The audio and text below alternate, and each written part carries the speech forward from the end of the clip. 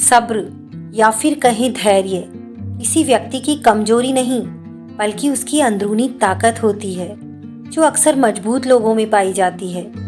थोड़ा सा धैर्य ढेर सारी बुद्धि से भी अधिक मूल्यवान होता है। धीरे धीरे रे मना धीरे सब कुछ होए, माली सींचे सो घड़ा यूं ताए फल होए। जीवन में किसी भी क्षेत्र में सफलता पाने के लिए परिश्रम और प्रयास के साथ धैर्य की भी आवश्यकता होती है। लेकिन आज की तेजी से भागती दौड़ती जिंदगी में प्रत्येक व्यक्ति हर चीज को चल से चल पा लेना चाहता है, जबकि जमीन में बोया गया बीज भी पहले अंकुर और बाद में पौधा बनने में अपना एक निश्चित समय ही लेता है। इसके बाद उसमें फल भी एक निश्चित समय आने पर ही आते हैं। जीवन से जुड़ा सुख आपके अभिमान और दुख आपके धैर्य की परीक्षा लेता है।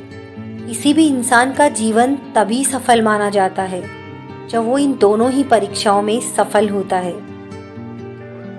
एक बार स्वर्ग से घोषणा हुई कि भगवान सेव बांटने आ रहे हैं। सभी लोग भगवान के प्रसाद के लिए तैयार होकर लाइन लगाकर खड़े हो गए। एक छोटी बच्ची बहुत उत्सुक थी क्योंकि वो पहली बार भगवान को देखने जा रही थी। एक बड़े और सुंदर सेव के साथ साथ वो भगवान के दर्शन की कल्पना से ही खुश थी। अंत में प्रतीक्षा समाप्त हुई। बहुत लंबी कतार में जब उसका नंबर आया तो भगवान ने उसे एक बड़ा और लाल सेव दिया। लेकिन जैसे ही उस सेव लेकर लाइन से निकली, उसका सेव हाथ से छूटकर कीचड़ में गिर गया। बच्ची उदास हो गई। अब उसे दोबारा से लाइन में लगना पड़ेगा। दूसरी लाइन पहली से भी लंबी थी, लेकिन कोई और रास्ता नहीं था। सबको ईमानदारी से अपनी अपनी बारी से सेब लेकर जा रहे थे। अंत में वो बच्ची फिर से लाइन में लगी और अपनी बारी की प्रतीक्षा करने लगी। आधी कतार को सेब मिलने के बाद सेब खत्म होने लगे।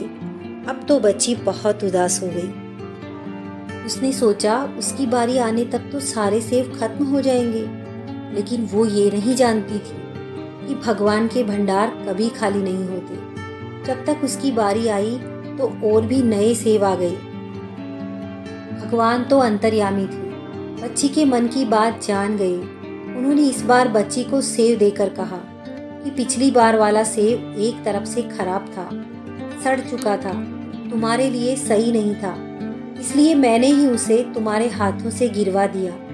दूसरी तरफ लंबी कतार में तुम्हें इसलिए लगाया क्योंकि नए सेब अभी पेड़ों पर थे, उनके आने में समय बाकी था, इसलिए तुम्हें प्रतीक्षा करनी पड़ी। ये सेब अधिक लाल और सुंदर है और तुम्हारे लिए उपयुक्त है।